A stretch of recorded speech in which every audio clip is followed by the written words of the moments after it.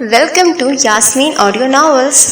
آج جو ناول ہم آپ کی سماعتوں کی نثر کرنے والے ہیں اس کا نام ہے زمیں ذات، ایک ایسی کہانی جو ایبک اور الاف کی زندگی پر مشتمل ہے۔ اس کی مصنفہ ہیں حنا کامران، جبکہ اس ناول کو آپ کے لیے پڑھا ہے سحرش مصطفیٰ نے۔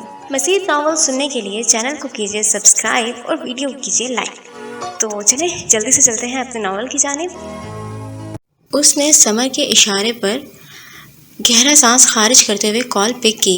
زمیں ذات اپنے سپرنگ بالوں میں انگلیاں چلاتے ہوئے اس کی آنکھوں کے سامنے تھا۔ اس اسکرین کے اوپر بیجنگ دن کے 11 لکھا آ رہا تھا، جبکہ یہاں پر شام کے 7 بج چکے تھے۔ تم نے میری کال کاٹ دی، میری بے عزتی ہو گئی، تمہیں ایسا نہیں کرنا چاہیے تھا، وہ سگریٹ سلگاتے ہوئے اس سے کہہ رہا تھا۔ وہ 12 سوٹڈ بوٹڈ لوگ آنکھیں میچے اس انسان، جگہ اور لوگوں کو تاڑ رہے تھے جو زخمی تھی اور سہمے ہوئے بھی۔ لائٹ چلی گئی تھی، جھوٹ بولا۔ زمیں ذات اسکرین کے قریب آیا اور آنکھیں چھوٹی کرتے ہوئے بولا، لائٹ کے ساتھ تمہارے چہرے کی رونق بھی چلی گئی تھی کیا؟ لگتا ہے بیمار رہی ہو اور اس بیماری نے جھوٹ بولنا سکھا دیا تمہیں۔ سمر نے اسے سختی سے منع کر رکھا تھا کہ وہ ان کی طرف آنکھ اٹھا کر نہ دیکھے اور یہ تاثر دے کہ وہ کمرے میں تنہا ہے۔ اس وقت وہ یہی سب کر رہی تھی اور اس کے ہیڈ فون اسپیکر کے ساتھ کنیکٹ تھے، تبھی آواز کو وہ سب بھی سن سکتے تھے۔ سمر جو اس لڑکے کے فلرٹ کو بامشکل سہ رہا تھا، جھوٹ پکڑنے جانے کے بعد بے طرح سے چونک گیا۔ اسے کیسے معلوم ہوا؟ وہ دل میں سوچ رہا تھا، سوچنے کے ساتھ نظروں کا تبادلہ سب کے ساتھ کر رہا تھا۔ دل میں ایک شک گزرا جیسے وہ یہیں ہو، پاکستان میں۔ کیا ایسا ہو سکتا تھا؟ اگر تو تم سوچ رہی ہو کہ میں یہ سب کیسے جان سکتا ہوں تو افسوس کی بات ہے۔ ایک ہیکر دوسرے ہیکر کی صلاحیتوں پر شک کیسے کر سکتا ہے؟ میں بلیک ہیٹ ہیکر ہوں، تمہارے بجلی کے سسٹم پر تو نظر رکھ ہی سکتا ہوں۔ تم بتاؤ، تمہاری ہوائیاں کیوں اڑی ہوئی ہیں؟ وہ ٹانگ پر ٹانگ چڑھا کر بیٹھا تھا، اسی سیاہ جینز اور ہڈ میں جس میں وہ ابھی شاپنگ کر کے آیا تھا۔ تم نے میرے سامنے ایک جان لے لی، پھر بھی کہتے ہو کہ میرے چہرے کی ہوائیاں کیوں اڑی ہوئی ہیں؟ تم بہت عجیب ہو۔ اور وہ ہنس پڑا تھا۔ اونچا ہنسنے کے بعد وہ سہولت سے کہہ رہا تھا، نہیں معلوم تھا کہ تم بھی ڈرپوک نکلو گی، لیکن چلو خیر ہے، اسی میں تو مزہ ہے۔ یہ بتاؤ، میرا کام کیا؟ اسے چپ کراؤ ورنہ یہ جان سے جائے گی۔ ایک لڑکی جو بھوک سے چیخ رہی تھی کہ منہ پر اس کا ساتھی ٹیپ لگا رہا تھا۔ زمیں ذات اس لیے چیختا کہ وہ اپنی دھاک سے اسے چھٹانگ بھر کی لڑکی پر بٹھا سکے۔ میں کوشش کر رہی ہوں، یہ آسان نہیں ہے۔ وہ یکدم پھر سے آگے ہوا اور چہرے کو اسکرین پر لا کر دھاڑا۔ کیوں آسان نہیں ہے؟ ہاں، جب تمہارے لیے یہ سب کرنا آسان ہے تو کچھ بھی کرنا بہت ایزی ہے۔ وہ زمین کی طرف انگلی کرتے ہوئے دبی آواز سے گھرا رہا تھا۔ وہ بہن جس پر سمر ہلکی سی بھی تیز آواز برداشت نہیں کر سکتا تھا، آج فرض کی خاطر اسے کسی انجانے انسان سے ڈانٹ سنتے دیکھ کر مٹھیاں بھینج کر رہ گیا۔ اس کے سینئر ساتھی نے شانے پر ہاتھ رکھ کر کول ڈاؤن رہنے کا کہا۔ اپنے بھائی کو انوالو کرو اور اپنے باپ کو انوالو کرو اور کہو اس سو کالڈ ایجنسی والوں سے کہ میری ہر ڈیمانڈ کو پورا کریں، نہیں تو اس میں سے ایک بھی نہیں بچے گا۔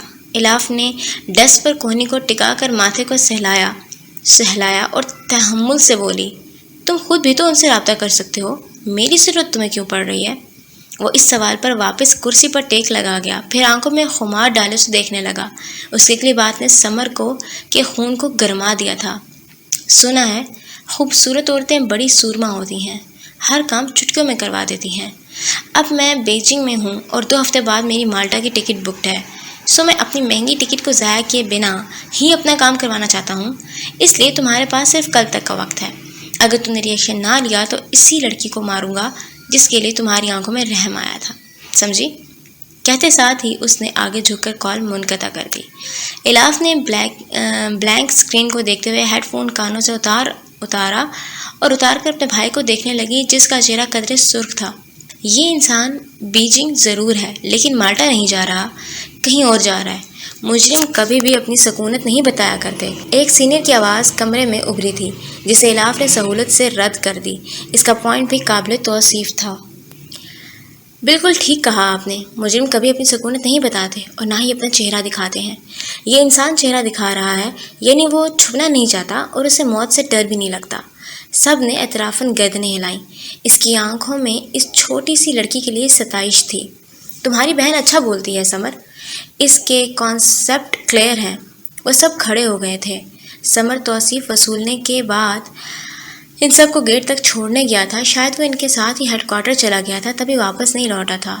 الاف نے دوسرے پی سی پر سٹل اس لڑکے کی تصویر پر نگاہ گاڑی جو خود کو ضمی ذات کہتا تھا۔ وہ کون تھا، کیا کرتا تھا، اس کا نام کیا تھا، اور یہ سب باتیں وہ کیوں کر رہا تھا؟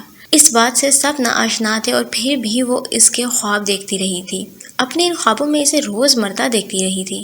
ڈارک براؤن آنکھیں، کھڑی ہوئی ناک، سر پر چاکلیٹ براؤن سپرنگ بال، اور ویسی ہی رواں داڑھی، مغربی ایکسنٹ۔ اچانک سے اس کے دماغ میں ریل کی طرح یاداشتوں کا گزر ہوا تھا۔ اس نے انگلیوں سے دونوں کن پٹیوں کو پکڑا اور سر کو زور سے جھٹکا دیا تھا۔ اف! اکثر اس کے ساتھ ایسا ہوتا تھا۔ اس نے خود کو متوازن رکھا اور پھر آنکھیں کھول کر دوبارہ اس لڑکے کو دیکھنے لگی جس نے کبھی کہا تھا میں پاکستانی نژاد ہوں۔ اس نے اب تک فقط 2 ہی ویڈیو کالز کی تھیں ان کے ساتھ۔ ان کالز میں اس نے ایک بات نوٹ کی تھی کہ اپنی گردن کی پشت کو کھجانے کی عادت ہے۔ اس کے سیدھے ہاتھ پر چھوٹی انگلی سے لے کر ہاتھ کے اینڈ تک آڑی ترچھی لائنز میں کچھ کنندہ ہے۔ وہ کیا ہے یہ پڑھنا مشکل تھا کیونکہ لکھائی کو ڈیزائن میں چھپایا گیا تھا۔ وہاں کیا لکھا تھا وہ جان جائے گی جب اس سے ملے گی۔ 1 منٹ، کیا یہاں پر لکھا گیا ہے کہ وہ اس سے ملے گی؟ بالکل، ایسا ہوگا ہی تو کہانی آگے بڑھے گی، اور جب کہانی آگے ہی نہیں بڑھے گی تو اپنے اختتام کو کیسے پہنچے گی؟ تم پاکستانی نژاد ہو اور تم کہتے ہو تم بیجنگ میں ہو، جبکہ یہ بات غلط ہے۔ مسٹر ضمی ذات، تم بیجنگ میں نہیں، تم پاکستان میں ہو، اور میں تمہیں ڈھونڈ نکالوں گی۔ اس کی تصویر سے مخاطب وہ ایک عزم سے بول رہی تھی، اور یہ بات تو سب جانتے تھے کہ اگر وہ کسی چیز کو ٹھان لیتی ہے تو اسے کر کے چھوڑتی ہے۔ کیا نہیں جانتے تھے؟ انیشا اپنا پنک بیگ دونوں کاندھوں پر ڈالے ایک گراؤنڈ میں آ کر رکی، وہاں جہاں پر اس جیسے آرٹ کے ڈھیر سارے اسٹوڈنٹس موجود تھے۔ اس کے بال لمبے تھے، اس لیے اس نے ڈھیلا ڈھالا اونچا بن بنا رکھا تھا جس کی چند آوارہ لٹیں اس کے دونوں گالوں پر جھول رہی تھیں۔ وہ ایزل اور کینوس سیٹ کر کے پینٹ کی پلیٹ میں رنگ نکالنے لگی۔ ایسا کرتے ہوئے اس کا ایک گھٹنا زمین پر تھا اور دوسرے پر ہاتھ میں پکڑی پینٹ کی پلیٹ تھی۔ برشز کو وہ پہلے ہی نیچے نکال کر رکھ چکی تھی۔ سبز نم گھاس پر کچھ ہی فاصلے پر اسٹوڈنٹس اپنی اپنی من پسند پینٹنگز بنانے میں مصروف تھے۔ کوئی لینڈسکیپ بنا رہا تھا تو کسی نے کوسے قزح کو کینوس پر اتار دیا تھا، کوئی آئل پینٹنگ کر رہا تھا تو کوئی ایلیوژن، تو کوئی اپنے اپنے ماڈلز کو سامنے بٹھائے مصروف تھا۔ وہ بھی سب سیٹ کرنے کے بعد اس کی منتظر ہوئی جس کا وہ یہ پورٹریٹ بنا رہی تھی، اور اس کو واثق امید تھی کہ اس کی سیٹنگ کے بعد مزید 2 اور سیٹنگز میں یہ پورٹریٹ مکمل ہو جائے گا۔ تب وہ بہت خوش ہوگی، ہمیشہ کی طرح، اور جس کا بھی پورٹریٹ بناتی تھی اسے خوشیاں ملتی تھیں کیونکہ رنگ اس کی جان تھے اور ان سے کھیلنا اس کا جنون۔ لگتا ہے میں نے دیر کر دی۔ آسمانی رنگ کے ٹراؤزر اور ہوڈ میں وہ اس کے سامنے آ کر بیٹھا۔ اس کے ٹراؤزر پر اوپر سے لے کر نیچے تک بٹنز لگے ہوئے تھے، وہ پنڈلی پر جا کر تھوڑے سے کھولے گئے تھے، جبکہ سر پر جمی ہوڈ کی ایک ڈوری اوپر تھی اور دوسری خاصی نیچے۔ خاصی نہیں، لیکن ہاں کر دی ہے۔ انیشا برشز لے کر کھڑی ہوئی۔ اس کا ماڈل اس کرسی پر آ کر بیٹھ گیا تھا جو یہاں کی انتظامیہ نے بطور ڈونیشن رکھی ہوئی تھی۔ آنے والے نے ماسک اتار کر جیکٹ کی جیب سے پیکٹ نکال کر اس میں چیونگم تھوکی اور پھر اسے سیل کر کے واپس جیب میں رکھ دیا۔ وہ ضرور اس راستے میں آنے والے ڈسٹ بن میں پھینک دے گا۔ معذرت چاہتا ہوں، دراصل موسم ابر آلود تھا اور مجھے لگا آپ نہیں آئیں گی، پھر خیال آیا کہ یہی تو موسم ہوتا ہے اپنے جنون کے ساتھ کھیلنے کا، سو چلا آیا۔ اس کی لمبی وضاحت پر انیشا کے لبوں پر مسکان آ توڑی۔ یہ پچھلے ہفتے کی ہی تو بات تھی جب اچانک اس کے سامنے آ گیا تھا اور فرمائش کر بیٹھا کہ وہ اس کا پورٹریٹ بنائے۔ انیشا نے آرٹ سے محبت کرنے والے ہر فرد کی طرح اس کی آفر قبول کر لی۔ یوں وہ اس کا ماڈل بن چکا تھا۔ آپ نے درست فیصلہ کیا، اگر آپ نہ آتے تو یہ پینٹنگ ادھوری ہی چھوٹ جاتی، وہ برش سے سیاہ رنگ کو مرچ کرتے ہوئے کہہ رہی تھی، اور سامنے بیٹھے شخص کا چہرہ اچانک سے اسپاٹ ہوا۔ اس نے اپنی مڑی ہوئی پلکیں اٹھا کر نازک سی لڑکی کو دیکھا اور گھمبیر آواز میں بولا، سلطان، کوئی چیز ادھوری نہیں چھوڑتا۔ اس کے جملوں کے فوراً ہی بعد بجلی زور سے کڑکی، گویا کہ آسمان پر گدلے بادلوں کا راج تھا اور سورج کی روشنی مدھم تھی۔ پھر بھی آثار تھے کہ بارش نہیں ہوگی، لیکن اب ایسا لگ رہا تھا می پھوٹ جائے گا اور بارش ہوگی، زوردار بارش۔ مجھے لگتا ہے کہ آج یہ ادھوری ہی رہے گی۔ جہاں انیشا کی ناک پر بارش کا قطرہ گرا تھا، وہیں ایبک کے گالوں پر بھی بارش بوند بوند گرنے لگی۔ انیشا نے فٹافٹ اپنا سارا سامان فولڈ کیا اور دونوں ہاتھوں میں سب تھامے گاڑی کی سمت دوڑی۔ ایبک ایزر اٹھا لایا تھا اور کھلی ڈگی میں ڈال کر اسے بند کر کے مڑا۔ انیشا اپنے بیگ کو بھی کار میں رکھ رہی تھی۔ شکریہ، میں کر لیتی۔ وہ سینے پر ہاتھ رکھ کر سر کو جھکا رہا تھا، یعنی شکریہ وصول کر رہا تھا، اور کرنے کے بعد وہ واپس گراؤنڈ کو دیکھنے لگا جہاں لوگ اب مڑ مڑ کر آ رہے تھے۔ آپ معاوضہ نہیں لے رہی ہیں مجھ سے؟ اس کے بدلے میں اتنا تو کر ہی سکتا ہوں، چلیں ہم بھی۔ انیشا آج کا دن ضائع ہونے پر واپس کار کی سمت بڑھ رہی تھی جب اس کی فرمائش پر رکی۔ بارش کے سبب زمین گیلی ہونا شروع ہو چکی تھی۔ ٹپکا ٹپکا پانی گھاس پر گرا اور اس کی اور کچی مٹی کی خوشبو کو پورے ماحول میں پھیلا چکا تھا۔ کہاں؟ ایبک نے گہرا سانس بھرا، گھاس ملی کچی مٹی کی خوشبو کو دل میں اتار کر بولا، واپس وہیں جہاں سے چھوڑ کر آئے ہیں۔ مجھے یہ موسم پسند ہے۔ اس کی آواز اور بھوری آنکھوں میں ایسی مقناطیسیت تھی کہ انیشا کو پل بھر میں لگا کہ وہ اس کی اسیر ہو جائے گی۔ اس نے خواہ مخواہ پلکیں جھپکیں اور دل کی رفتار تھوڑی سی تیز ہوئی تھی۔ تیز تو یہ رفتار تب بھی ہوئی تھی جب وہ اس کی آنکھوں کو کینوس پر اتار رہی تھی، گہری جھیل سی پراسرار آنکھیں۔ اس نے سر جھٹک دیا، لیکن مجھے بارش نہیں پسند، مجھے اس سے الجھن ہوتی ہے۔ اس نے انکار کیا تھا اور سامنے والے کو انکار کو اقرار میں بدلنا آتا تھا۔ وہ میسمرائزنگ انداز میں مسکراتے ہوئے ایک قدم آگے آیا اور اپنا ہاتھ اس کے آگے پھیلاتے ہوئے بولا، جب سنگت اچھی ہو تو ہر الجھن دور ہو جاتی ہے، ٹرسٹ میں۔ اور وہ نہیں جانتی تھی اس نے کیوں اس کے ہاتھ پر ہاتھ رکھ دیا۔ یہ اس کی تربیت تو نہیں تھی، یہ تو وہ رولز نہیں تھے جن کو بچپن سے وہ جانتی تھی۔ تو پھر کس طرح وہ کسی اجنبی کے ہاتھ میں ہاتھ دے سکتی ہے؟ اس کا دین، اس کا خون اس بات کی اجازت نہیں دیتا کہ وہ ایسا کرے۔ وہ انیشا جو ڈرپوک سی تھی، جسے مردوں سے الجھن ہوتی تھی، جسے بارش بالکل پسند نہیں تھی، آج وہی انیشا کسی غیر مرد کے ہاتھ پر ہاتھ رکھے بارش کی اور بڑھ رہی ہے۔ کیا یہ سکھایا تھا اس کے والدین نے؟ کیا ہر لڑکی کے والدین یہی سکھاتے ہیں کہ کسی نامحرم کے ساتھ آپ چل دو، انجام کی پرواہ کیے بنا؟ اس کے دل میں کچکوکے لگنے لگے تھے۔ ایبک کے ہاتھ میں اس کا ہاتھ لرزا تھا۔ یہ وہ نہیں تھی، یہ اس کی تربیت بھی نہیں تھی۔ اس کا کردار اتنا ہلکا نہیں ہو سکتا کہ وقتی ٹرانس کا شکار ہو جائے۔ اس نے جو ہی گھاس کو سینکڑ کے نیچے کچلا تھا، بارش نے اسے بھگو دیا۔ اسے لگا وہ گھاس نہیں کچلی ہے، بلکہ اس کی ذات ہے جو کچل دی گئی ہے، اور آسمان سے بارش نہیں برس رہی، بلکہ وہ کیچڑ ہے جو اس پر گر رہا ہے۔ گر کر سوال کر رہا ہے کہ بتاؤ انیشا غفور، تم اس انجان کے ساتھ اپنی فطرت کے برعکس کیوں ہو؟ بتاؤ، ہمیں جواب دو۔ اب خاموش کیوں ہو؟ بول بھی چکو، بولو نا۔ اس نے یکدم ایبک کے ہاتھ سے اپنا ہاتھ کھینچا اور گاڑی کی سمت دوڑ لگا دی۔ ایبک اس کے بھاگنے پر مڑ کر اسے دیکھ رہا تھا۔ اس کی آنکھیں چندی ہوئی تھیں اور پلکوں پر بوندیں اب بھی گر رہی تھیں، گر کر پل بھر کو ان کو سیدھا کر دیتی، مگر وہ پھر سے مڑ جاتی جس طرح ابھی ابھی بوند کے گرنے کے بعد سیدھی ہوئی تھیں۔ اس کا فون بج اٹھا تھا۔ ہوڈ کی جیبوں میں دونوں ہاتھ پھنسائے اس نے ایک باہر نکالا اور ٹراؤزر کی پاکٹ کی طرف اسے بڑھا دیا تھا۔ برہان کا چہرہ اور اس کا نمبر اس کے سیل فون کے اسکرین پر روشن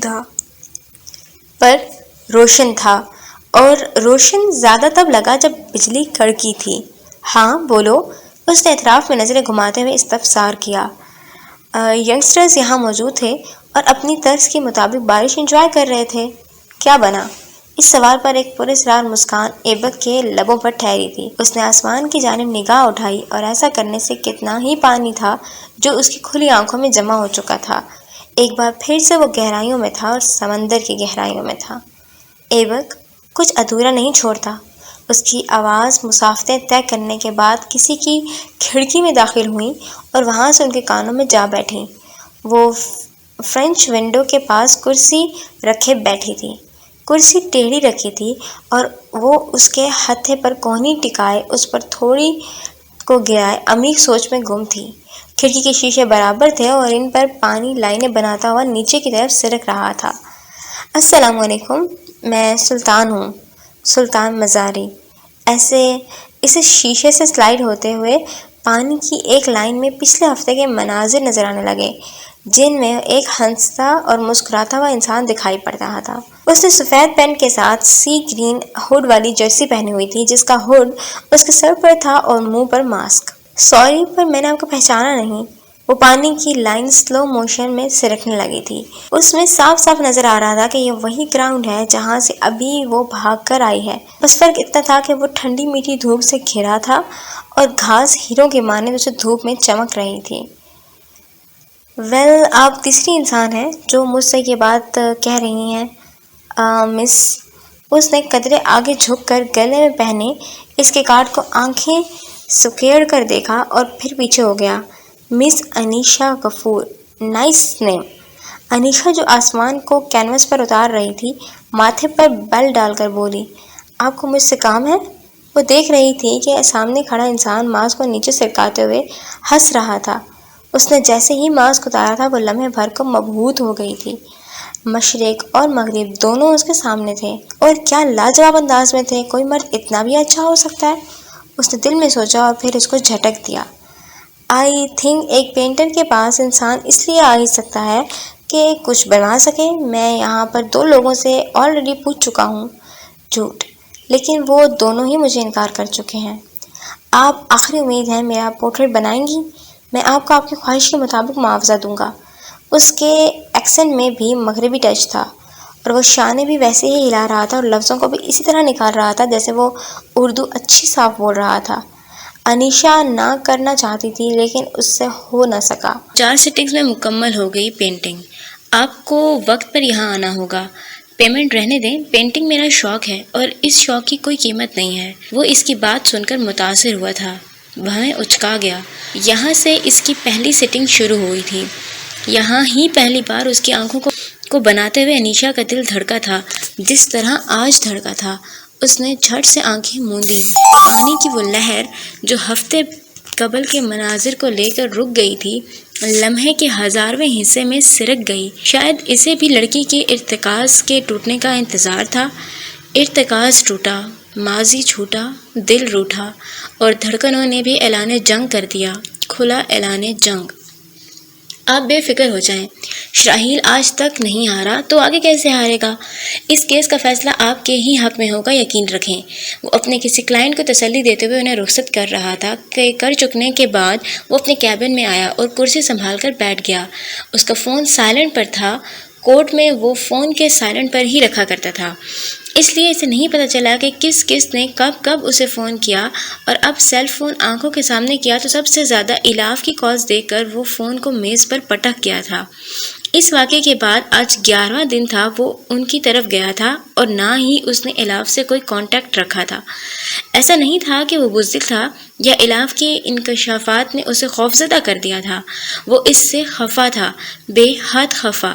اگر وہ مافیا گروہ کی ممبر بھی نکلتی تب بھی وہ اس سے نہ ڈرتا۔ ڈرنے کی بات ہی نہیں تھی، بات تھی تو فقط اعتبار کی جو الاف نے اس پر نہیں کیا تھا، اور یہی دکھ تھا جو اسے پچھلے 11 دنوں سے کھائے چلا جا رہا تھا۔ وہ خاموش اور سنجیدہ ہو گیا تھا، اتنا زیادہ کہ اب اسے لگنے لگا تھا وہ ہمیشہ ایسے ہی رہے گا، چپ چپ اور سب سے خفا۔ یہ کیا طریقہ ہے شراحیل؟ وہ اس کے کیبن میں آندھی طوفان کی طرح داخل ہوئی تھی اور دروازہ بند ہونے سے قبل شراحیل نے باہر 2 گارڈز کو دیکھا جو شاید اس کے لیے تعینات کیے گئے تھے۔ وہ اپنا بیگ کرسی پر رکھ کر دونوں ہاتھ میز پر جمائے کھڑی ہو گئی۔ کیوں غائب ہو رہے ہو؟ ممی پریشان ہے، ڈیڈی کو فکر ہو گئی ہے، اور اس کی بات ختم ہونے سے قبل ہی وہ اسے درمیان میں ٹوک گیا، انداز سرد اور نپا تلا سا تھا۔ اور تم؟ اپنے بارے میں تمہارا کیا خیال ہے؟ وہ چونک گئی۔ شیڈز کے پیچھے چھپی آنکھوں کے ساتھ وہ سیدھی ہوئی۔ کیا مطلب؟ شراحیل نے ہاتھوں کو باہم پھنسایا اور سابقہ انداز میں بولا، مانوس اس نے برف کی دکان لگانی ہو۔ اس کا ہر لفظ کمرے میں برف کی مانند تو اکٹھا ہی ہو رہا تھا۔ مطلب یہ ہے کہ میرا کچھ دن چھپنا تمہارے گھر والوں کو اتنا کھل رہا ہے، اور اس کا کیا جو تم نے کیا؟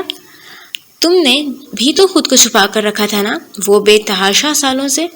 اور وہ جو یہ سمجھتی تھی شراحیل ڈر کر منظر عام سے غائب ہوا ہے، اپنی بے وقوفی پر سر جھٹک کر رہ گئی۔ کیسے بھول سکتی تھی کہ سامنے بیٹھا انسان کیسے گنڈوں اور انسانوں کو ڈیل کرتا ہے؟ وہ بھلا کیوں کر اس بات سے خوفزدہ ہو کر خود کو مخفی کرے گا؟ سلش، تم مجھ سے خفا ہو؟ اس نے گہرا سانس بھر کر دریافت کیا، حالانکہ اس سوال کا کوئی تک نہیں بنتی تھی۔ شراحیل چند ثانیوں سے اسے دیکھتا رہا اور اس کی نظروں کا مفہوم تھا اب بھی پوچھنے کی ضرورت ہے۔ اچھا، اس نے آنکھیں بند کر کے کھولیں تو وقف کے بعد پھر بولی، اچھا ٹھیک ہے، آئی ایم سوری، غلطی ہو گئی مجھ سے، تمہیں سب کچھ پہلے بتا دینا چاہیے تھا۔ ممی کو، ڈیڈ کو، سمر بھائی کو، سب کو طویلیں دے دے کر میں تھک چکی ہوں، معافیا مانگ مانگ کر بھی میں تھک چکی ہوں، تم تو مجھ سے ناراض نہ ہو۔ اور اس نے ایسے کہا تھا کہ مزید ایک ہفتے کا بائیکاٹ سوچنے والا شراحیل منٹوں میں موم ہوا۔ اس کے چہرے پر غصہ تھا اور اس پر پھٹنا چاہتا تھا۔ پلیز، کبھی وہ اس سے منانا تھا اور وہ مان کر نہ دیتی تھی، آج وہ اس سے منا رہی تھی تو وہ چٹکیوں میں مان گیا تھا۔ محبت شاید اسی چیز کا نام ہے۔ تم ہمیشہ میری نرمی کا ناجائز فائدہ اٹھاتی ہو الاف، تم مجھے تھکا دیتی ہو۔ اور اس کی بات سے الاف کو لگا وہ واقعی ہی ایسا کر دیتی ہے۔ وہ دو ٹوک ہے، ضدی ہے، منمانیاں کرنے والی ہے، مگر وہ کبھی دل دکھانے والی تو نہیں تھی۔ شاید کسی اور کے لیے نہیں تھی، لیکن شراحیل کے لیے بن چکی تھی۔ کون جانتا تھا کہ اب وہ کب تک اور کہاں کہاں اس کا دل دکھاتی ہے، کون جانتا تھا۔ سوری کر تو رہی ہوں، اب زیادہ چڑھو نہیں، چلو اٹھ کہیں چلتے ہیں۔ شراحیل نے گھڑی میں وقت دیکھا اور پھر اس کی جانب۔ اس وقت ممکن نہیں ہے، میں بزی ہوں۔ وہ دروازہ کھول کر کوئی فائل ڈھونڈنے لگ گیا تھا، اور وہ سچ کہہ رہا تھا، یہ واقعی اس کے کام کا وقت تھا۔ الاف نے دوبارہ میز پر دونوں ہاتھ رکھے اور تھوڑا سا جھک کر کھردرے لہجے میں بولی، مسٹر شراحیل پاشا، آپ اپنی بات پر قائم ہیں؟ دراز میں فائل ڈھونڈتے شراحیل نے سر اٹھا کر اسے دیکھا، جو بھویں اچکائے کھڑی تھی۔ پھر اس نے آواز کے ساتھ دراز کو بند کیا اور کھڑا ہو گیا۔ چلے محترمہ، خرید رکھا ہے آپ نے ہمیں، حکم عدولی کا تو سوال ہی نہیں پیدا ہوتا۔ وہ گاڑی کی چابی اٹھاتے ہوئے دروازے کی طرف آ رہا تھا۔ الاف اس کے پھولے سے چہرے کو دیکھ کر مسکرا دی۔ یہ گارڈز ہمارے ساتھ نہیں جائیں گے، مجھے ان سے چھٹکارا چاہیے۔ اس نے دروازے کی ناپ پر ہاتھ رکھ کر مڑ کر اسے شاکی نظروں سے دیکھا۔ اس کی نظریں کہہ رہی تھیں، یعنی یہاں پر بھی میں استعمال ہوا ہوں، فہم مجھ پر۔ وہ شانے اچکا کر اس کے پیچھے چل دی۔ وہاں سے خاصی دور، بہت بہت دور، سمر ہاتھوں میں فائلز تھامے تیز تیز قدموں کے ساتھ ایک کمرے میں داخل ہوا، وہاں جہاں باقی کے چند سینئرز بھی بیٹھے ہوئے تھے۔ اغوا کار کی ایک تصویر کے کئی کاپیز بورڈز پر چسپاں تھیں۔ اس کے بارے میں معلومات سلائیڈز پر چل رہی تھیں، جنہیں انویسٹیگیٹرز بڑے تحمل کے ساتھ میز کے ارد گرد بیٹھے افسروں کو دے رہے تھے۔ ڈپٹی کمشنر یاور بھی وہاں موجود تھا۔ اس لڑکے کا تعلق بغداد سے ہے۔ وہ آدمی جو کچھ بتا رہا تھا وہ آلریڈی ان فائلز میں درج تھا، جن کی کاپی سب کے آگے رکھی ہوئی تھی۔ سمر نے فائل کے صفحے پلٹائے اور نگاہ اٹھا کر سلائیڈز کے آگے کھڑے بندے کو دیکھنے لگا، جو مزید کہہ رہا تھا، اس کی بہن اور ایک گرل فرینڈ تھی۔ اس انسان نے اپنے نام کے ساتھ تمام ہسٹری کو ہر جگہ سے مٹایا ہوا ہے، اس لیے اس کے بارے میں ابھی خاطر خواہ معلوم نہیں ہوا۔ بہن کے بارے میں پتہ چلا ہے کہ وہ قدرتی موت مری تھی، لیکن ہاں، جو اس کی گرل فرینڈ تھی اسے قتل کیا گیا تھا، یہی کوئی 2018 میں۔ معلومات کے حساب سے وہ 2015 میں پاکستان آیا تھا۔ یہاں پر پی سی میں اس نے 4 دن گزارے۔ اس کے بعد وہ ایک مہمان کی حیثیت سے مارگلہ کے قریب بنے فلیٹس میں سے ایک میں 3 دن مزید رہا اور پھر وہ واپس بیجنگ چلا گیا تھا۔ لیکن 2017 میں وہ واپس آیا اور پورے 1 سال پاکستان رہا۔ اس دوران سے ایک لڑکی سے محبت ہوئی تھی اور وہ سن 2018 کے شروع میں اس سے واپس لوٹنے کا وعدہ کر کے کیا تھا، اور پھر کبھی پاکستان ہی نہیں آیا۔ ابھی وہ بیجنگ شہر میں رہ رہا ہے۔ کہاں رہ رہا ہے، اس کے لیے بھی مزید 3 دن درکار ہے۔ 3 دنوں بعد یقیناً ہم اس کے اڈے کا پتہ لگوا لیں گے۔ یہ اس کی فیملی کی تصاویر ہیں۔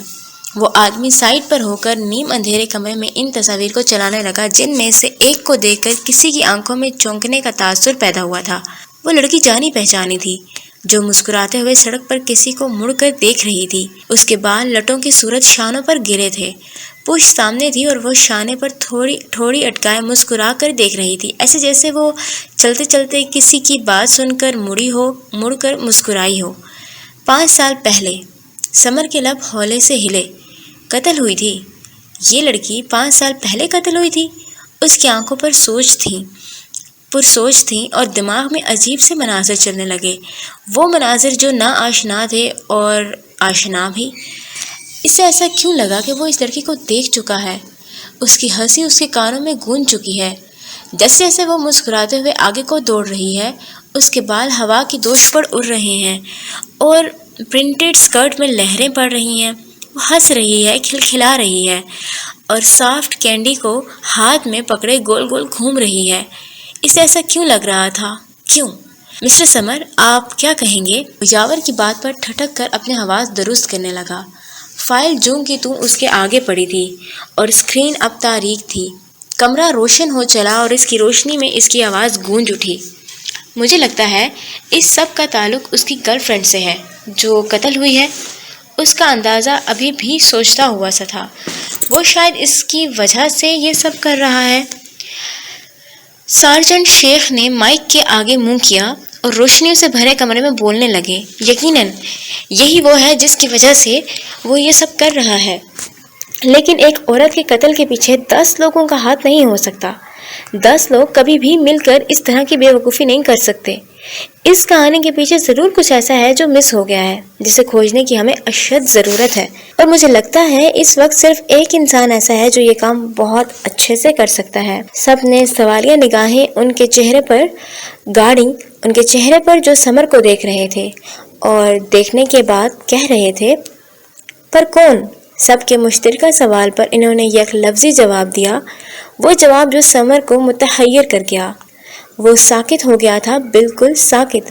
جس جواب نے اسے ساکت کیا تھا وہ یہ تھا، ایلاف۔ یہ صبح صادق کا وقت تھا۔ چڑیا چہچہاتے ہوئے پر مارتی یہاں سے وہاں اڑ رہی تھیں۔ درختوں پہ الٹے لٹکے الو اب اڑ چکے تھے۔ تتلیاں باد صبا کے ساتھ جانے کہاں سے نکل آئی تھیں۔ ہد ہد برق رفتاری سے اپنی چونچ درخت کے موٹے ٹہنے پر مار رہا تھا۔ کل رات کی ہوئی بارش نے ابھی بھی سب کچھ نم کر رکھا تھا۔ پتھروں کی روش نم تھی، گھاس پر شبنم کی جگہ بارش کے قطرے جمع تھے۔ پتوں سے وہ قطرے ٹپکا ٹپکا ٹپک کر آہستہ آہستہ ٹپک کر نیچے گر رہے تھے۔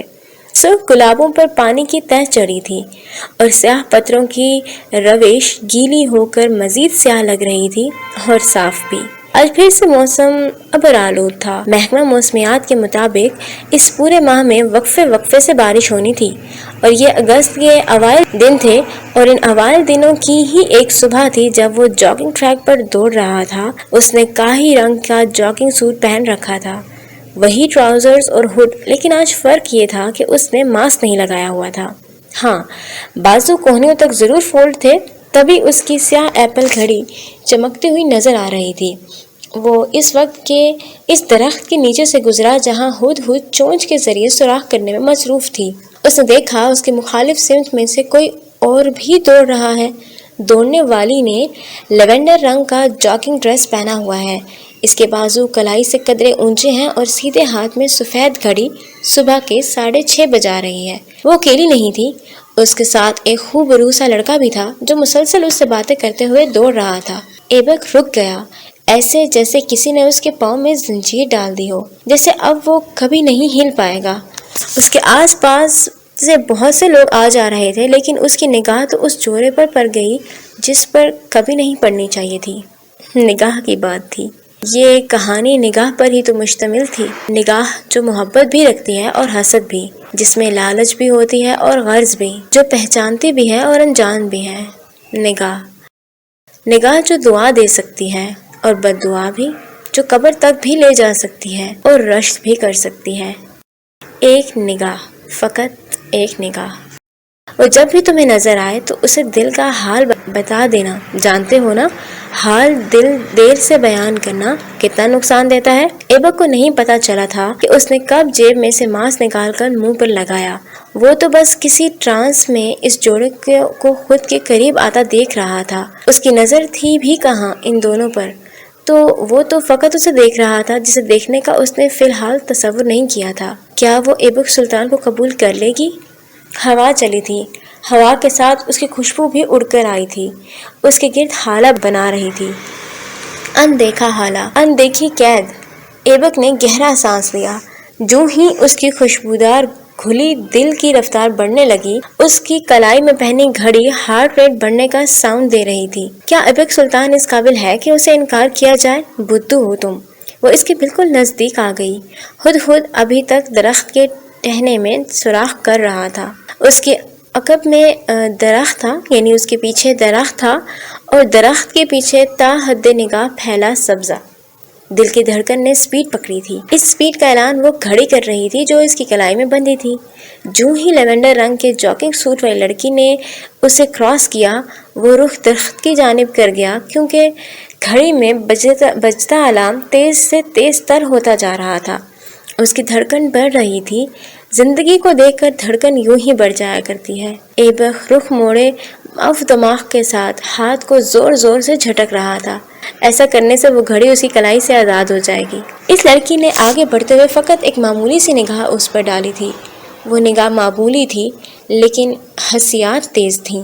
تبھی وہ 4 قدم آگے بڑھ کر رک گئی، رک کر مڑ کر استعجاب بھری نظروں سے اسے دیکھنے لگی، جس کی پشت ان کی طرف تھی۔ ایبک کے سر میں ٹیسیں اٹھنے لگیں۔ بصارت یکدم دھندلی ہوئی تھی۔ سر میں اتنا درد اٹھا تھا کہ اس نے ہوٹ کے نیچے سے ہاتھ کن پٹیوں پر رکھ دیے۔ اس کی آنکھوں میں پرانے مناظر گٹ مٹ ہونے لگے تھے۔ یہ وہ وقت تھا جب وہ کچھ لمحوں کے لیے مفلوج ہو جاتا تھا۔ اس کے ہاتھ پاؤں کام کرنا چھوڑ دیتے تھے، دماغ اور نظر سب پھیکا پڑ جاتا تھا۔ فقط 5 منٹ 5 سیکنڈ اس کی یہ کنڈیشن ہوتی تھی، اور اس کے بعد وہ رفتہ رفتہ ٹھیک ہو جاتا تھا۔ کیا ہوا؟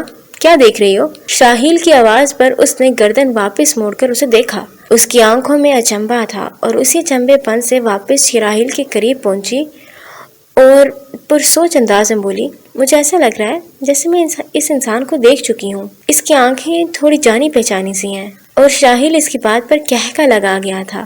صبح کا پر نور منظر طلوع سورج کی وجہ سے زائل ہونے لگا تھا۔ سورج کی باریک سی کرنیں سونے کے تاروں کی مانند زمین پر بچھنے لگی تھیں۔ ان تاروں پر ہی پاؤں رکھتے ہوئے وہ دونوں واپس دوڑنے لگے۔ دوڑتے دوڑتے ہی آپس میں ہم کلام ہوئے۔ کم آن، دنیا میں ہزاروں لوگوں کی آنکھیں ایک جیسی ہوتی ہیں، چلو اب۔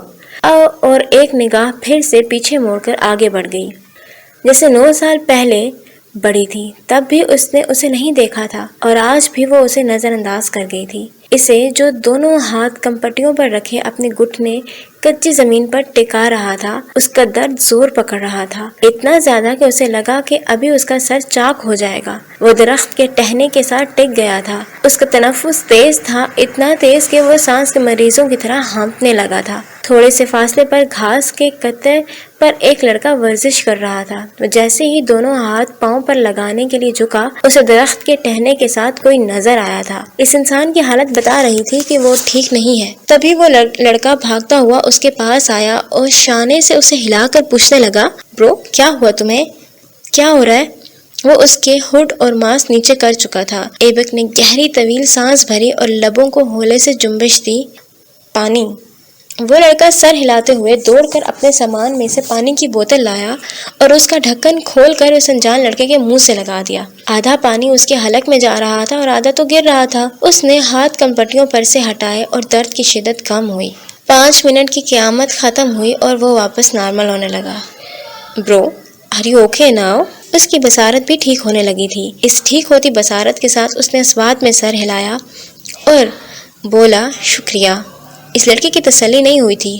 وہ انجان تھا لیکن شاید جذبہ خدمت اس میں کوٹ کوٹ کر بھرا تھا۔ تبھی وہ اصرار کرتے ہوئے کہنے لگا، ہاسپٹل چلتے ہیں، ڈاکٹر کو دکھانا مناسب رہے گا۔ وہ نارمل ہو گیا تھا۔ اس نے نفی میں سر ہلا کر ہلکے سے مسکراتے ہوئے اسے کہا، جس کی آنکھوں میں تفکر تھا، کیوں تھا یہ شاید میں آپ کو بتا چکی ہوں، سو ضرورت نہیں ہے دوبارہ ریپیٹ کرنے کی، رائٹ؟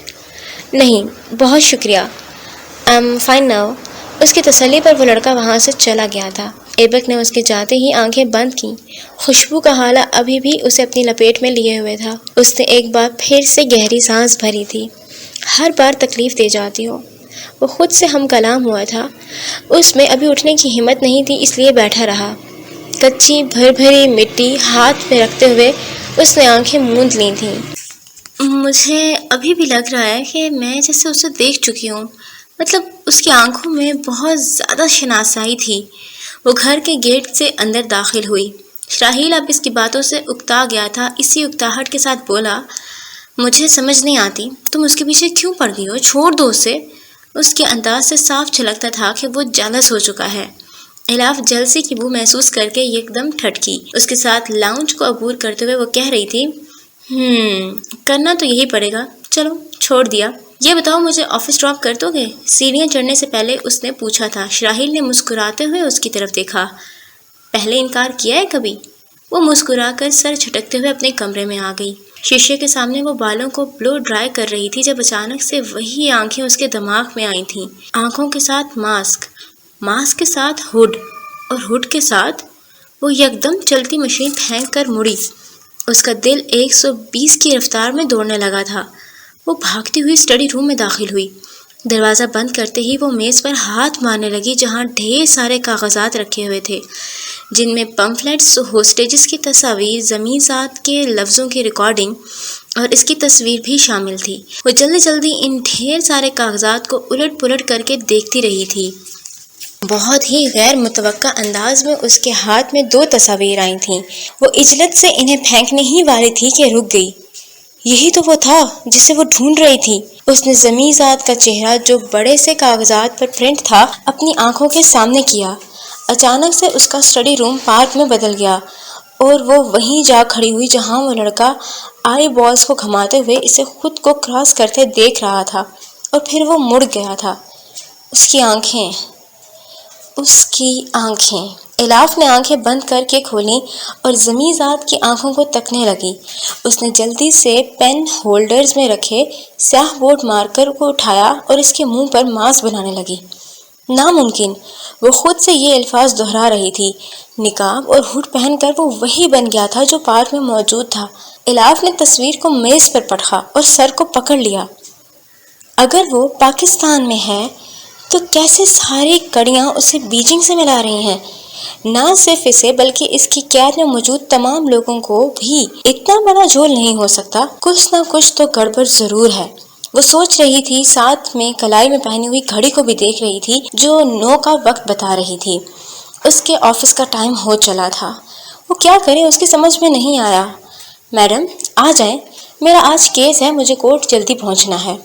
شراحیل کی آواز پر اس نے گہرا سانس بھرا. ہم شکل بھی تو ہو سکتے ہیں نا. اس دنیا میں کتنے ہی لوگ ایک صورت کے ہیں. میں بھی زیادہ ہی سوچنے لگی ہوں. شراحیل ٹھیک کہتا ہے. خود کو بودی تفشیق کرواتے ہوئے وہ کمرے میں چلی گئی تھی اور میز پر نقاب پوش کی تصویریں جوں کی توں پڑی رہیں. اس چھوکرے کا کچھ پتہ چلا؟ ساجد قصائی اپنی چھریوں کو تیز کر رہا تھا جس کے سبب چنگاریاں دور دور تک اڑ رہی تھیں. اس کا نکما کارندہ ہولے سے کھسیا کر بولا، نہیں جناب، کوشش کی جا رہی ہے لیکن اس کی معلومات نہیں ملی.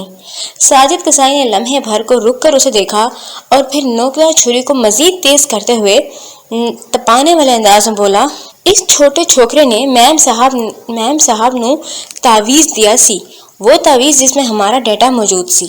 اگر 2 دن کے اندر اندر وہ تعویذ نہ ملا تو قسم خدا دی میری چھری تیرا گلا ہونا گا. وہ نیلی لائنز والی دھوتی کو گھٹنوں تک چڑھا کر بیٹھا تھا اور اس کی شفاف آنکھیں سرخ تھیں. بڑا آیا مجھے دھمکی دے رہا تھا، سالے نو قبر سے نکال لیا گا اور اس چھوکری نو بھی نہیں چھوڑاں گا، وہ تو مرے گی ہی. اس نے چھری کو زور سے رگڑی دی. چنگاریاں ایک بار پھر سے دور تک اٹھی تھیں. لڑکا گھبرا گیا. وہ بیچارہ تو معمولی سا ہیکر تھا، وہ کیسے بھلا اتنے شاطر انسان کو پکڑ سکتا ہے؟ اسے لگا بس اس کی زندگی کے دن پورے ہوئے جاتے ہیں. وہ ابھی اپنی زندگی کو بچانے کی خاطر تدابیر کر ہی رہا تھا کہ ایک کوریئر والا اندر آتا ہوا نظر آیا. ساجد قصائی کے نام پر ایک پارسل آیا ہے، آپ میں سے کون ہے وہ؟ کوریئر والے کا لب و لہجہ خاصا شستہ تھا.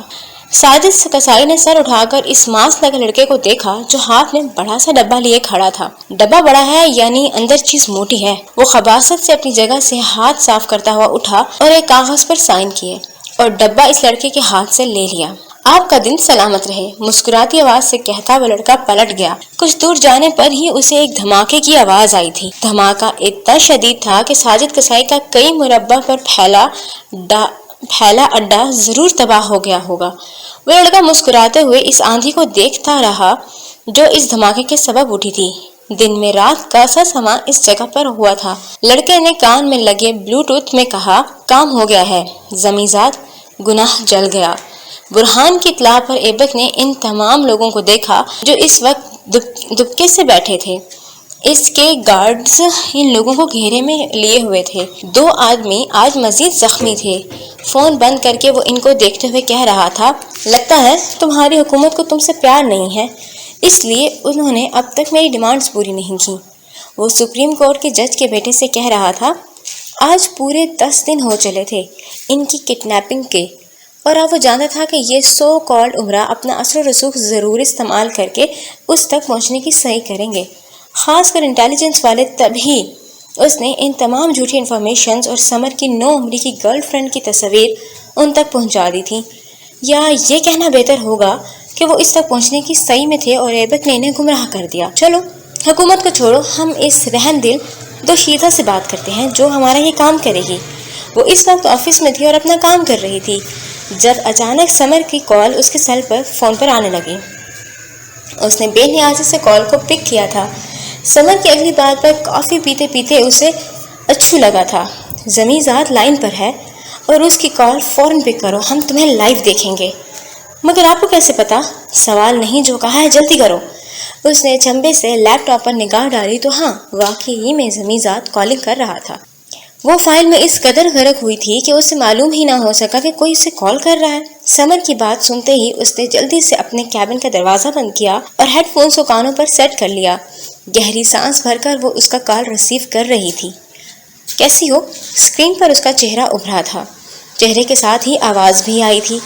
اس نے آنکھیں سکیڑ کر اس لڑکے کو دیکھا جس کے سپرنگ بال تھے اور ناک کھڑی ہوئی تھی۔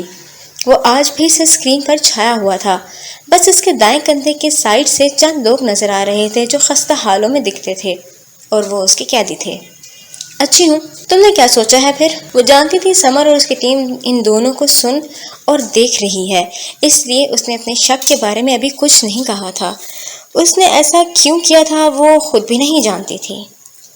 میرا سوال تم نے اچک لیا، لیکن چونکہ اب تم یہ کر چکی ہو تو چلو میں تمہیں جواب دے دیتا ہوں۔ اس نے وائٹ کیس سے سگریٹ نکال کر اسے لبوں میں دبایا اور شعلہ دکھا دیا۔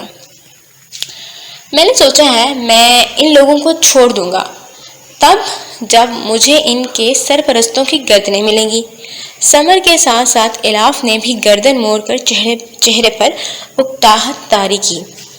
میری سوچ اچھی ہے نا؟ بولو نا، چپ کیوں ہو گئی ہو؟ وہ اسے چھیڑ رہا تھا، وہ اس کے اکتانے پر لطف اندوز ہو رہا تھا۔ یہ بات وہاں بیٹھا ہر نفوس جان گیا تھا۔ جان تو الاف بھی گئی تھی لیکن اگنور کر رہی۔ میں کیا بولوں؟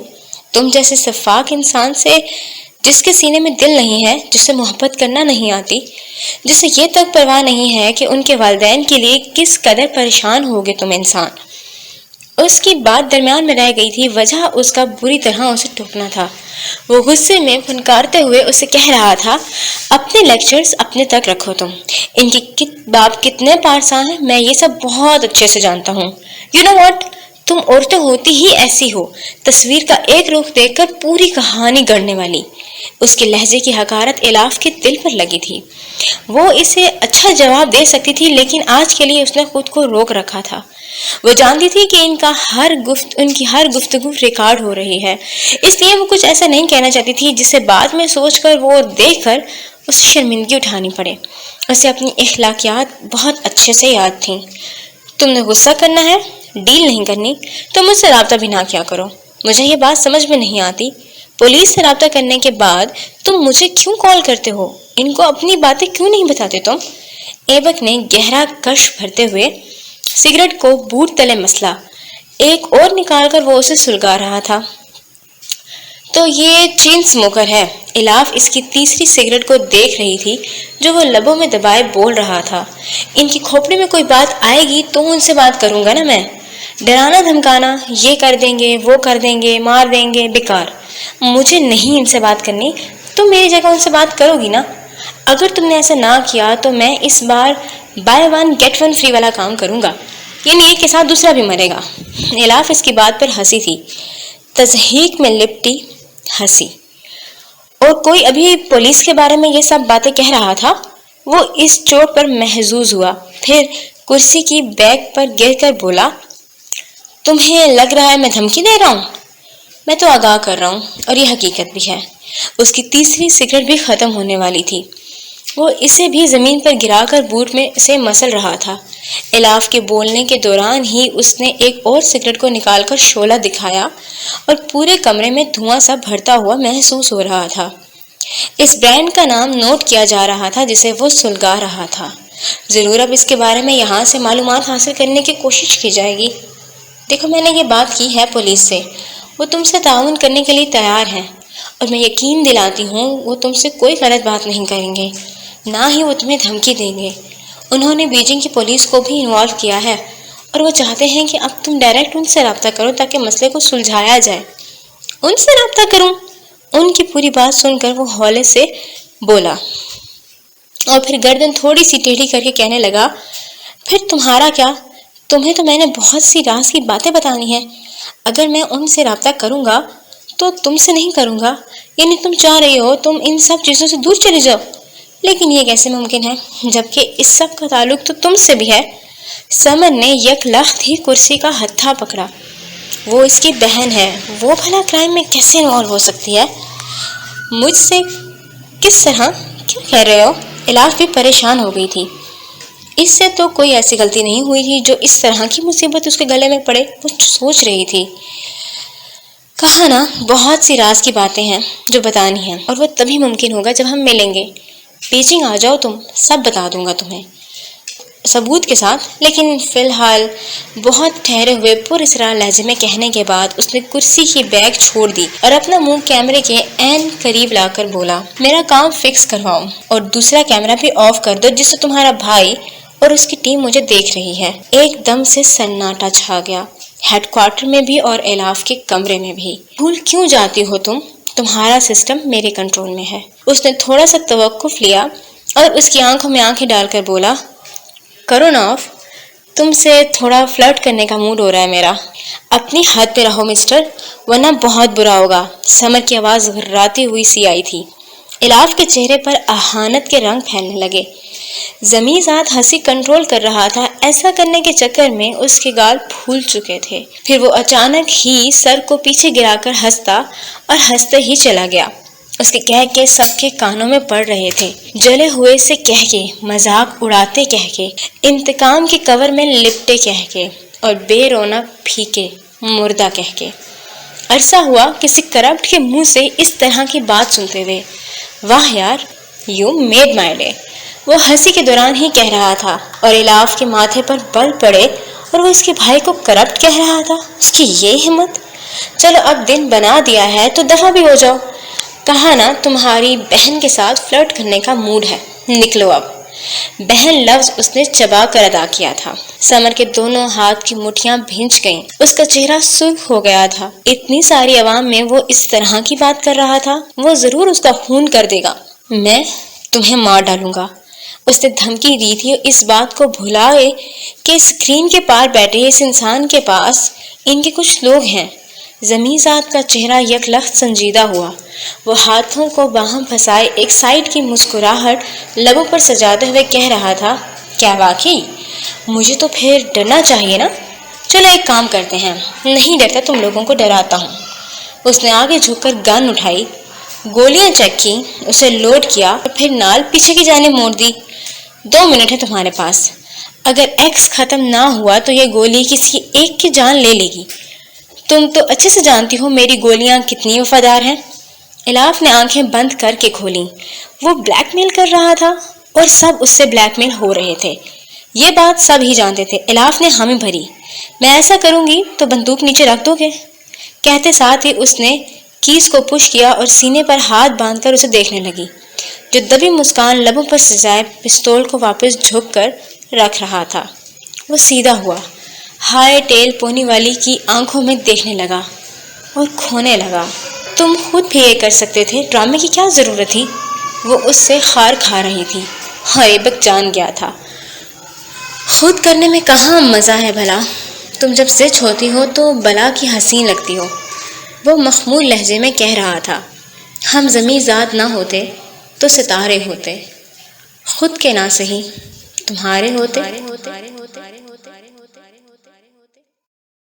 اور یہ وہ الفاظ تھے جنہیں سن کر الاف کا حلق جکڑ گیا تھا۔ کیسے؟ کیوں؟ کس طرح؟ جیسے الفاظ اس کے دماغ میں گونج رہے تھے، معاف دماغ، شعلہ اعصاب، بوجھل دل، اس کے لب ہولے سے ہلے۔ کیا میں تمہیں جانتی ہوں؟ وہ مسکرایا تھا۔ اس کے لبوں کے کناروں پر مسکرانے کے سبب 2 ننھے گڑھے پڑ جاتے تھے اور اب بھی پڑ رہے تھے۔ اس نے مڑ کر ان لوگوں کی طرف دیکھا جو بندوقوں کی نالوں کے نیچے دب کے بیٹھے تھے۔ اس نے سیدھے ہوتے ہوئے ایک سگریٹ نکالی، لائٹر نکال کر اسے شعلہ دکھایا اور پھر دھواں اسکرین پر پھینکنے کے بعد بولا، اس سوال کا جواب فرصت سے دوں گا تمہیں۔ فرصت میں ملو گی مجھے؟ اسکرین پر شفاف دھواں اکٹھا ہو چلا۔ دھوئیں کے پار سے آواز آ رہی تھی۔ آواز تھکن بھری سی تھی، ڈوبی ہوئی، ٹوٹی سی، بکھری اور بپھری سی، ملتجی اور متمنی سی۔ دھواں چھٹ گیا تھا، منظر واضح ہو گیا تھا۔ وہ یوں ہی کرسی سے ٹیک لگائے بیٹھا تھا۔ اس کا چہرہ کرخت ضرور مگر پس مردہ سا بھی تھا۔ آنکھوں کی پتلیوں میں وہ کہانی تھی جسے پڑھنے کے لیے الاف کو صدیاں چاہیے تھیں۔ وہ پلکوں کو پٹ پٹائے اسے دیکھ رہی تھی جس کے لیے دل سائیکوپیتھ کا لفظ چوز کر چکا تھا۔ نیوز دیکھ لو، تمہارے لیے خبر ہے، کہہ کر اس نے کیمرہ آف کر دیا تھا۔ اسکرین تاریک ہو گئی تھی، بالکل ایسے ہی جیسے ہچکی کے بعد اندھیرا چھا جاتا ہے، موت کا اندھیرا۔ اس نے جلدی سے لیپ ٹاپ کے اسکرین کو کیز سے ملایا۔ نیوز دیکھ لو، تمہارے لیے ایک خبر ہے۔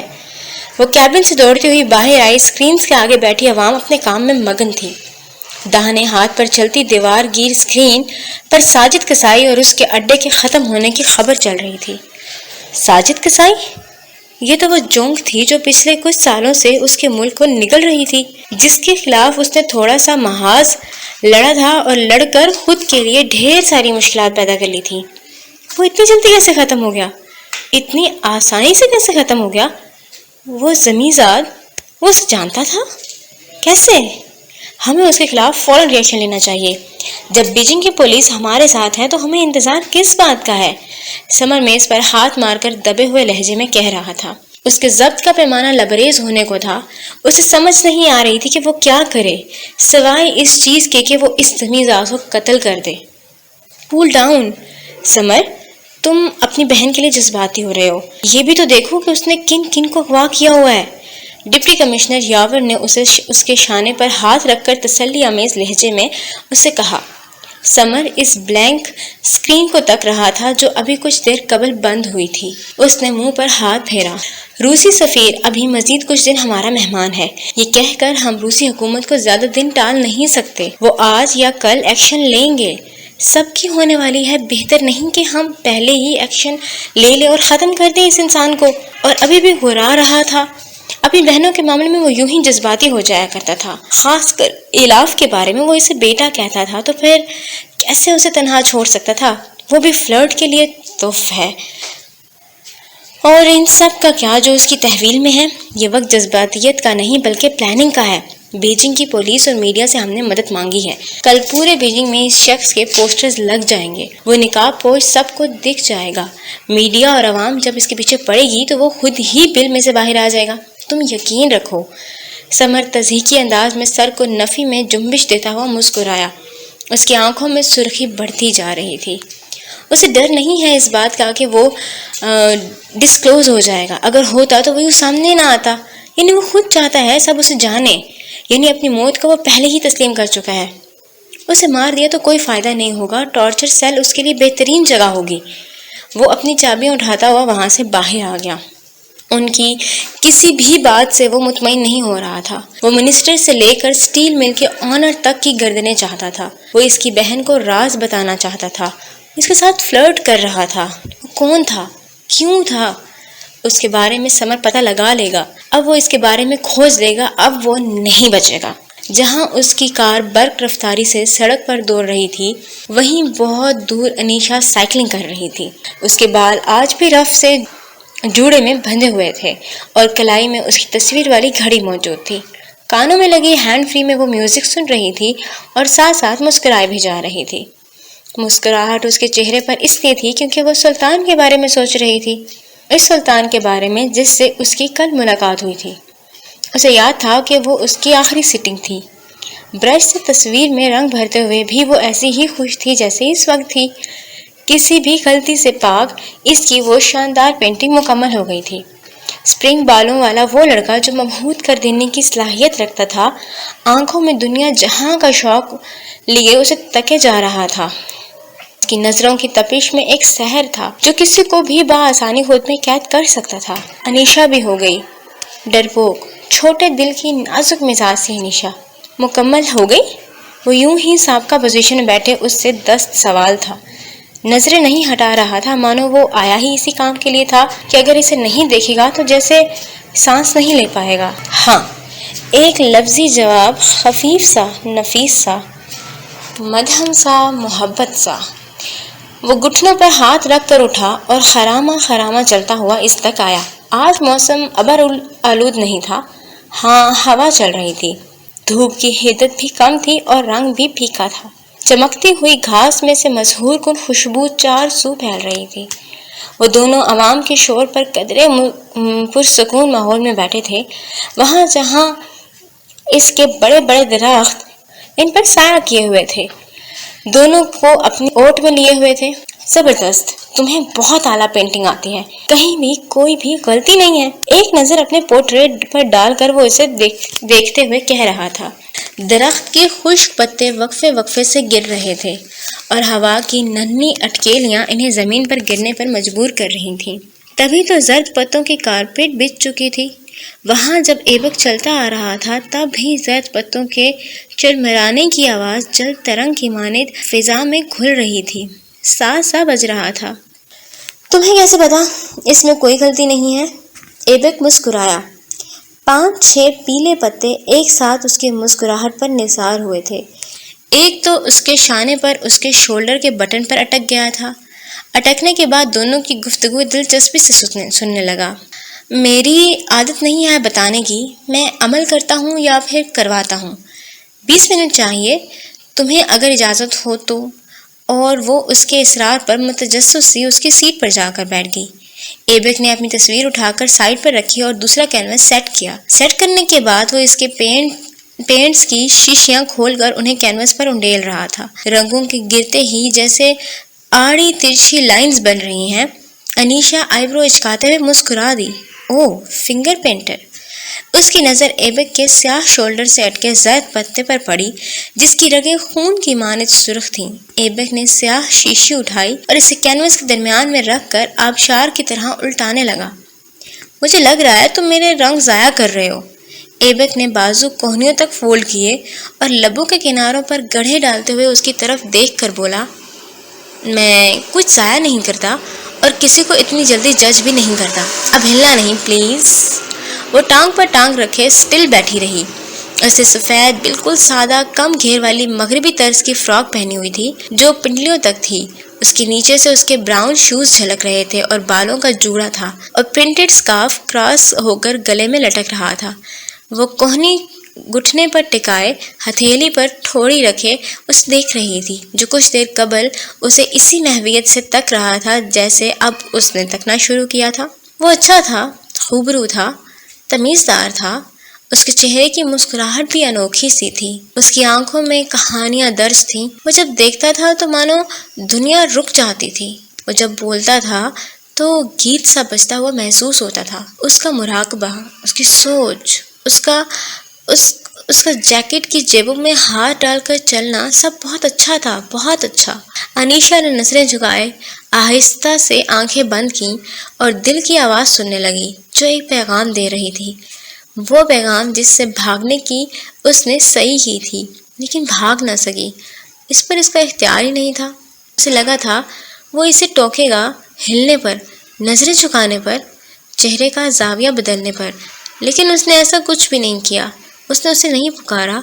کئی ساعتوں بعد جب وہ ہوش کی دنیا میں آئی تھی تو اس نے دیکھا کہ ایبک اپنی انگلیوں کو برق رفتاری سے کینوس پر پھیر رہا تھا۔ وہ اسے نہیں دیکھ رہا تھا، وہ برشز کا بھی استعمال نہیں کر رہا تھا۔ وہ تو بس نظروں کو کبھی کینوس کے اوپر تو کبھی نیچے کرتے ہوئے تیزی تیزی سے ہاتھ چلا رہا تھا۔ وہ کینوس جو اب چرمر ہوتے پتوں کی چادر پر پڑا تھا، وہ ایبک اس پر آدھا جھکا تھا۔ اس نے کہا تھا اسے 20 منٹ چاہیے لیکن ابھی فقط 10 منٹ ہوئے تھے اور ٹھیک 10 منٹ بعد وہ پرجوش سا نظر اٹھا کر اسے دیکھ رہا تھا اور اس کی نظروں کا مفہوم پڑھ کر ٹھٹک کر بولی، کیا بن گئی؟ وہ حیرت سے اپنی جگہ سے اٹھی تھی۔ ایبک شانے اچکاتے ہوئے سیدھا ہوا۔ اس کے ہاتھ رنگوں سے بھر چکے تھے۔ سیدھے ہاتھ کی کلائی پر بھی 7 رنگوں کے اوپر نیچے لائنز چوڑائی میں لگی ہوئی تھی۔ شاید وہ پلیٹ کی جگہ اپنی کلائی کا استعمال کر رہا تھا، کیونکہ جو رنگوں کی لائنیں تھیں وہ چوڑی اور قدرے مدھم ہو چکی تھیں۔ لگتا تو ایسا ہی ہے، دیکھو تم بھی میرا دل رکھنا جیسے میں نے تمہارا رکھا ہے۔ وہ پتوں کو پاؤں میں رونتی ہوئی گھوم کر کینوس کے سامنے آئی اور پھٹی آنکھوں کے ساتھ منہ پر ہاتھ رکھ کر تصویر کو دیکھنے لگی۔ بارش میں کھڑی وہ لڑکی جس کے بال گال پر چپک گئے تھے، حیرت سے اپنی دائیں جانب دیکھ رہی تھی۔ اس کی نظریں اٹھی تھیں اور بارش کے قطرے آس پاس گر رہے تھے۔ لب تھوڑے سے وا تھے اور گالوں پر تمتماہٹ موجود تھی۔ اس کی ناک پر، اس کے ماتھے پر بارش کی بوندیں پڑ رہی تھیں۔ وہ وہی تھی جو اور اسے ہی دیکھ رہی تھی جو تصویر میں نہیں تھا۔ یہ وہ لمحہ تھا جب سامنے کھڑے انسان کے لیے اس کے دل میں جذبات ابھرے تھے، جب اسے لگا تھا کہ وہ اپنا دل اسے دے بیٹھی ہے، جب اس پر محبت کا ادراک ہو چکا تھا، جب وہ ڈر گئی تھی خود سے، تقدیر سے اور سامنے کھڑے اس انسان کے ریئیکشن سے، سب سے۔ وہ کیسے اس کے جذبات جان گیا؟ وہ کیسے اس لمحے کو پہچان گیا؟ ساری بات پہچان کی ہے۔ یہ کہانی پہچان پر مشتمل ہے۔ کیا ہوا؟ اچھی نہیں بنی؟ اس کے لہجے پر پریشانی گھل گئی تھی۔ دیکھو میں کوئی بہت بڑا آرٹسٹ نہیں ہوں اور نہ ہی میں نے کوئی کلاسز لی ہیں، بس کبھی کبھی میرا جب دل کرتا ہے نا تو میں کچھ نہ کچھ بنا لیتا ہوں۔ جانتا ہوں تمہارے آگے میری پینٹنگ۔ انیشا نے اس کی بات کاٹ دی۔ وہ رک گیا تھا، بالکل ایسے جیسے پتے گرنے سے رک چکے تھے، جیسے اس کے شانے سے سرخ رگوں والا پیلا پتا سرکنا بھول گیا تھا اور وہ اسے سن رہا تھا جو کہہ رہی تھی۔ یہ لاجواب ہے، بہت بہت لاجواب، وہ ٹرانس کی کیفیت میں کہہ رہی تھی۔ مجھے تو تمہاری پینٹنگ کے آگے اپنی پینٹنگ صفر لگ رہی ہے۔ ایبک اس کی بات پر ہنسا تھا اور نچلے لب کو زبان باہر نکال کر گیلا کرتے ہوئے اسے اندر کرنے کے بعد بولا، بری بات ہے، اپنے ہنر کو اس طرح ڈیگریڈ نہیں کرتے، پھر چاہے سامنے والا کوئی بھی ہو۔ آپ کسی سے امپریس ہو رہے ہیں، اچھی بات ہے، لیکن امپریس ہو کر اپنے کام کو بے مول کرنا عقل مندی نہیں ہے۔ یہ میں ہوں جو آج کے بعد اس بات کو بھلا دوں گا، لیکن اگر کوئی اور ہوگا جس کے دل میں حسد ہوگا، پھر وہ اس بات کو پکڑ لے گا اور ہر بار یہ بات دہرا کر آپ کو دکھ دے گا، اس لیے آئندہ ایسا مت کرنا۔ وہ اس کی لمبی چوڑی بات پر فقط مسکرا دی اور اس سے اس لمحے کے بابت پوچھنا چاہتی تھی۔ وہ اس سے یہ پوچھنا چاہتی تھی کہ وہ کیسے اس کے تاثرات اور اس کا چہرہ یاد رکھ پایا ہے۔ کوئی 2 ملاقاتوں میں تو ایسا نہیں کرتا، نام بھول جاتا ہے انسان، چہرہ یاد رکھنا تو دور کی بات ہے، پھر کیسے؟ پوچھ لو جو پوچھنا ہے۔ وہ اس کے چہرے کے اتار چڑھاؤ دیکھ کر اس کے دل کی کیفیت کا اندازہ لگا گیا تھا۔ انیشا نے خجل پنے سے بالوں کو کی نادیدہ لٹ پیچھے کی۔ مجھے اس دن کے بارے میں پوچھنا ہے، یعنی کہ وہ سوال ترتیب نہیں دے پا رہی تھی، اس لیے درمیان میں چھوڑ دیا۔ ایک نظر تصویر پر ڈال کر واپس اسے دیکھ رہی تھی جو اس کے عقب میں نظر آتے ڈھیر سارے لوگوں کو نظر انداز کر رہا تھا۔ کوئی چیز جب دل میں ثبت ہو جاتی ہے نا، پھر بھلائے نہیں بھولتی۔ تم مجھے فلرٹی نہ سمجھو، اس لیے میں اس دن نہیں کہہ سکا، لیکن آج کہتا ہوں۔ انیشا کا دل برق رفتاری سے دھڑکنا شروع ہوا تھا۔ وہ اس منزل پر نہیں چلنا چاہ رہی تھی، لیکن قدم خود بخود اس سمت اٹھ رہے تھے۔ وہ سب محسوس نہیں کرنا چاہتی تھی جو دل کب کا محسوس کر چکا تھا۔ وہ نہیں سننا چاہتی تھی جسے سننے کی اسے ابھی اس وقت شدید خواہش ہو گئی تھی، اور بہت زیادہ خواہش تھی۔ کیا تم پہلی نظر کی محبت پر یقین رکھتی ہو؟ یہ سوال تھا، اور کیا غضب کا سوال تھا۔ وہ اس کی آنکھوں میں اپنی کرسٹل براؤن آنکھیں گاڑے سراپے سوال تھا۔ انیشا کے گالوں پر سرخی دوڑنے لگی۔ اس نے کوئی جواب نہیں دیا تھا، ہمت ہی نہیں تھی تو دیتی کہاں سے۔ میرے ساتھ وہی ہوا ہے مجھے۔ وہ احتیاطاً اس کی فراق کی آستین تھام رہا تھا۔ اس کی روئی کے گالوں جیسی نرم فراک کا فیبرک ایبک کے ہاتھوں میں آ چکا تھا۔ وہ اپنی گرفت پر نظر رکھے کہہ رہا تھا، مجھے پہلی نظر کی محبت ہو گئی تھی۔ کہنے کے بعد وہ اس لڑکی کو دیکھ رہا تھا جس کی آنکھوں میں پانی جمع ہو چکا تھا، نمکین، صاف اور احساس سے بھرا ہوا پانی۔ ایبک کے دل میں غوطہ کھایا، کوئی اس لمحے بہت یاد آیا۔ کیا تمہیں ہوئی ہے؟ اس کے لفظ محتاط تھے۔ اس کا انداز محتاط تھا، کوئی غور کرے تو کرے۔ اس نے محسوس کیا تھا کہ اس لڑکی کا ہاتھ لرزا ہے۔ وہ اپنا بازو چھڑوا کر 2 قدم پیچھے ہٹی۔ اس کا سر جھکا ہوا تھا اور پلکوں سے ٹوٹ کر آنسو پیلے پتوں کی کارپیٹ پر گر رہے تھے۔ محبت؟ اس کا جملہ تھوڑی دیر بعد مکمل ہوا۔ انیشا نے اپنے آنسوؤں سے لبریز آنکھیں اٹھائیں اور چند لمحے اسے تکا، اور پھر وہ اپنا بیگ اٹھاتی وہاں سے بھاگ گئی۔ ایبک نے اسے دیوانہ وار وہاں سے بھاگتے ہوئے دیکھا۔ اس کی نظر یکدم دھندلا گئی اور ٹیسیں سی اٹھنے لگیں۔ اس نے کہا، وہ مجھ سے محبت کرتا ہے۔ ایبک کا سانس پھولنے لگا۔ کینوس پر بنی انیشا کی تصویر میں کسی اور کا چہرہ بن رہا تھا۔ اس کے قدموں میں رنگوں کی خالی شیشیاں تھیں اور پیلے پتوں کی کارپیٹ۔ وہ 2 قدم پیچھے ہٹا۔ کیا مجھ سے زیادہ کرتا ہے؟ دیکھو، تم جانتی ہو نا، تم میں میری جان ہے۔ آنکھوں کے آگے منظر گڈ موڈ ہونے لگے تھے۔ پیلے پتوں کی کارپیٹ اسے خود پر کھلکھلاتی ہوئی محسوس ہوئی۔ وہ پاگلوں کی طرح آنکھوں کے سامنے ہاتھ ہلا رہا تھا کہ اسے کچھ نظر آ جائے، مگر جیسے سب جگہیں آپس میں مکس ہو گئی تھیں، چہرے، زمین، سوچیں، لوگ، دل، سب کچھ۔ جانتی ہوں، پر وہ ٹھیک نہیں کر رہا ہے، خود کے ساتھ بھی اور ہمارے ساتھ بھی۔ میرا دل بہک رہا ہے۔ وہ تیزی پیچھے ہوا ایسا کرنے کی وجہ سے وہ درخت سے بری طرح ٹکرایا تھا۔ اس کے شولڈر پر اٹکا پتا سرک کر نیچے گرا۔ پتے کے گرنے سے پہلے ہی وہ زمین پر 2 زانوں ہوا تھا۔ اس کی ناک سے خون بہنے لگا تھا، آبشار کی مانند چمکتا ہوا خون۔ کیا میں یوں ہی پوری زندگی محروم رہوں گا؟